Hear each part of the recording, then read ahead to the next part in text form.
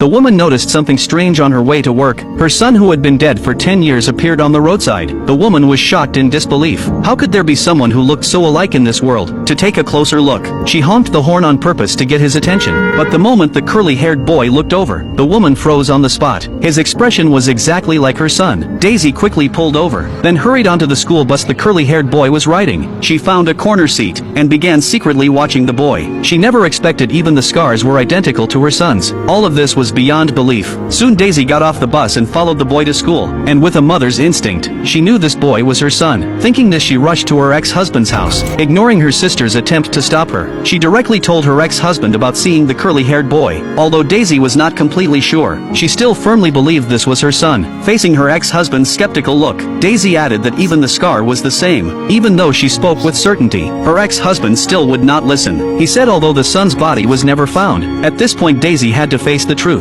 Hearing this, Daisy helplessly walked out the door, but she did not give up. Instead, she went to the police for help, saying someone kidnapped her son. But after listening, the police pulled out old records, saying even without finding the body, the evidence was enough to close the case. Seeing Daisy would not let go, the police had no choice but to agree to keep investigating. But Daisy knew they were just brushing her off. She realized she had to rely on herself, so she planned to uncover the truth on her own. Soon Daisy went to the boys' school to keep watch. When the boy walked out after class, Daisy rushed forward wanting to ask questions, but suddenly the boy's father came to pick him up. Daisy quickly turned away, to keep the father from noticing anything unusual. Then Daisy followed the father and son to a villa. She took photos with her phone to note the address, and began searching on her own. First, Daisy pulled out old photos with her son. She cut her hair short to look like she did in the pictures. Later she found out the boys' school was hiring teachers. She thought it was the perfect chance to get closer to the boy, so she immediately applied for an interview. Luckily Daisy was best at teaching music. Before long she got the job, and became the boy's teacher. Soon Daisy learned the boy had grown up without a mother, living only with his father. Daisy's attentive care made the boy feel warmth he had never felt before. But this did not make his father happy. He came to school to meet Daisy. He said his son usually never talked about teachers, but lately kept mentioning her name. Seeing his concern, Daisy quickly tried to change the subject. No, I knew I'd take music workshops. Daisy said the boy should focus on developing his musical gift, but his father felt it was a waste of study time, so he rejected Daisy's suggestion. But Daisy would not give up so easily. That night she went straight to the boy's house. Before the father could object, Daisy walked inside. The man suddenly felt uneasy. He looked around to make sure no one was nearby. By then Daisy had entered the boy's bedroom. She saw her son playing piano with focus, so the father did not press further. But Daisy noticed something. There were no childhood photos of the boy, and even the boy did not know why. He guessed it might be because his dad's job kept moving them, and the photos got lost. But Daisy thought differently. She believed it was not that simple. Then Daisy walked into the bathroom. Maybe she could find something new there. But when she picked up the boy's toothbrush, she hesitated. She had planned to use it for a DNA test, but worried it would ruin the piece they had now. While she wavered, the man came in. He handed Daisy cash, saying the lesson was over, and told her never to come uninvited again. Daisy said nothing. She picked up her things and left the house. The next day at school, Daisy met the boy. She wanted him to talk to his dad, but the boy said he would never come back to school, because his dad was moving again. Seeing this, Daisy quickly booked a DNA test, then investigated his dad's workplace, and planned a way to get close to the boy. Daisy sabotaged something at his dad's company. Soon his dad got the call. He had to leave the boy's game, and rush to deal with the problem. But just as he left, Daisy appeared. At that moment the boy was hurt in the game. Daisy took the chance to comfort him, and took him home to treat the wound. This touched the boy deeply. Daisy asked about his childhood, but he could not remember anything before age 5. Hearing this, Daisy felt the situation was even stranger. After dinner they talked a little. Soon the boy fell asleep. Daisy slipped into his dad's room. She picked up a photo of the boy with his parents. The boy did not look like them at all. So Daisy went into the bathroom, and secretly took the boy's toothbrush. But just then the man returned. Seeing Daisy in the house, he was angry. He rushed into his son's room. When he saw the boy asleep, he finally breathed a sigh of relief. Daisy told him about the boy's injury. After hearing that, his attitude softened a little. Daisy took the chance to say she wanted him to take the boy to a recording studio. In fact, she wanted her ex-husband to see the boy. Sure enough, the next day father and son arrived at the studio. Even the serious father smiled at his son's passion for music. This surprised Daisy completely. She then looked toward her ex-husband. He too seemed sure of the boy's ability, but still would not admit the boy was his son. Why can't you say that he's your son? I know he's not my son, because my son died in a lake when he was 4. Hearing this, Daisy stormed out, but outside she saw the man waiting for her. He said they planned to go on a trip outdoors. He wanted Daisy to join them. Daisy was a bit surprised, but to spend more time with the boy, she agreed. That night while the father was working, the boy suddenly asked about his mother. This instantly angered the man. Frightened, the boy ran out of the room. He had always known his mother's death was not normal, so he never asked his dad. But since Daisy showed up, his longing for his mother returned. He secretly investigated Daisy, and found out her son had died when he was 4 years old. The similarity was shocking, but when he saw a photo of Daisy with her son, he was stunned. The boy in the picture looked exactly like him. The boy panicked, and started doubting his own identity. So he secretly went to find Daisy, but he did not say why. He just asked to stay the night. When he entered Daisy's son's bedroom, he was shocked. Everything in the room felt familiar, and the paintings on the wall were ones he drew as a child. Just then Daisy walked in.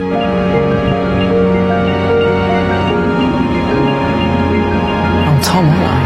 At this moment Daisy could not hold back anymore. To prove her belief, she collected the boy's saliva for a DNA test. When the boy asked if he had been kidnapped, Daisy was stumped. These events were too strange. Even Daisy herself could not understand. The results would take 24 hours. Once the relationship was confirmed, Daisy planned to take him far away, but the boy had no passport, so he could not leave the country. Daisy took a photo of him, and asked a friend to make him temporary papers. She told him to wait in the room. Meanwhile, the man discovered his son was missing. He also found his son's internet history. Later Daisy came home and saw only a note. The boy feared his dad would track him, so he planned to talk at school the next day. But the next day Daisy could not find him. She searched every corner of the school, but he was gone. Just when she was about to give up, she met the boy's father outside the school. He said the boy was waiting to go on a trip with her. Daisy was doubtful, but she still got in the car. As she suspected, the man drove to a secluded place. When he got out of the car, Daisy quickly tried to call her brother for help, but the signal was too weak. Her brother could not hear her. Then the man returned. He kindly told Daisy there was no service here, and said the boy was waiting inside.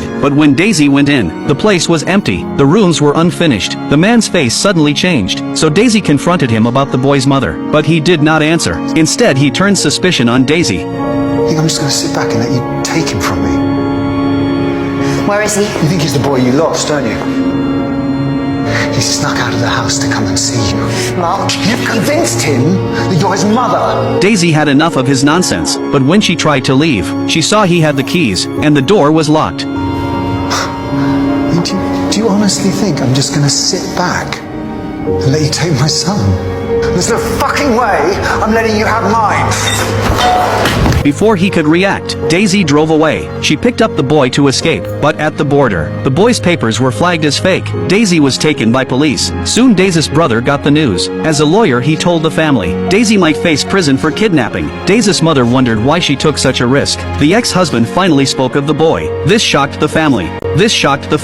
But then they all fell silent. No one had seen the boy, but all believed he was not the deceased son. Daisy's mother seemed troubled. She urged the brother to save Daisy, because he owed her. The brother wanted to argue, but the mother held something over him. It seemed everyone was hiding something. Days later, when the brother went to the police, he found something shocking. The DNA test said the boy was Daisy's son. Hearing this, Daisy was overjoyed, but her brother looked uneasy. The boy's father was arrested for kidnapping. The family celebrated the boy's return, but everyone looked uneasy, as if they did not truly welcome him. Even his own father seemed stiff. At dinner, the boy was stopped from eating seafood. They said he was always allergic, but the boy said he had eaten it since childhood with no problem. The ex-husband grew suspicious again. He was more convinced the boy was not his son. The celebration ended quickly. Later, the ex-husband and his wife went to Daisy's brother. They asked for another DNA test, but the brother refused. He said the official report was reliable, so the boy must be her son. But the ex-husband's wife was not convinced. She feared the boy might reunite her husband with Daisy, so she wanted proof the report was false. Seeing her persistence, the man bluntly said, everyone always believed she was the one who hurt their son. The talk ended abruptly, but to the brother's surprise, Daisy got new test results. This time it showed the boy was not related to her. It contradicted the police report completely, so Daisy asked her brother for help. She wanted to meet the boy's father again. Though reluctant, the brother arranged it. Meeting him, Daisy asked about the boy's mother. The man finally confessed. The boy's mother had postpartum depression. She ended her life when the boy was 4, and the boy had witnessed it. To ease his trauma, the father cleared away the old photos, to erase the memory of his mother. Daisy finally realized she was wrong. She told him about the test results, but during her visit, her brother took the boy to the old scene. He told the boy everything was just an act. The purpose was to save Daisy. As he spoke, he moved closer to the water. Meanwhile, Daisy learned the boy was gone. She thought her brother had tampered with the tests, so she told her mother everything. Hearing this, the old woman panicked. She guided Daisy to the river. When they rushed inside, they saw the brother burning wood. Even after Daisy searched everywhere, the boy was gone. The old woman could not keep lying. She told Daisy the truth about her son's death,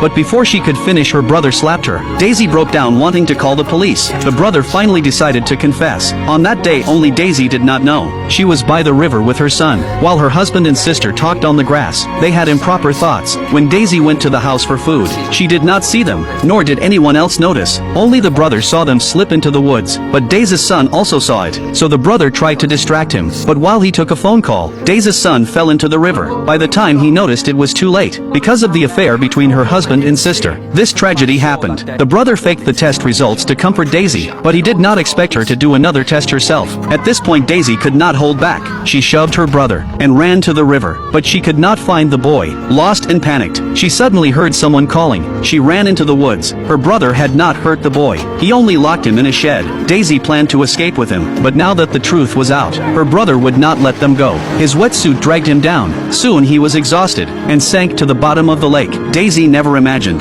this lake would claim two of her loved ones. Afterward, Daisy did not report it. Instead, she lived again with the boy and her family.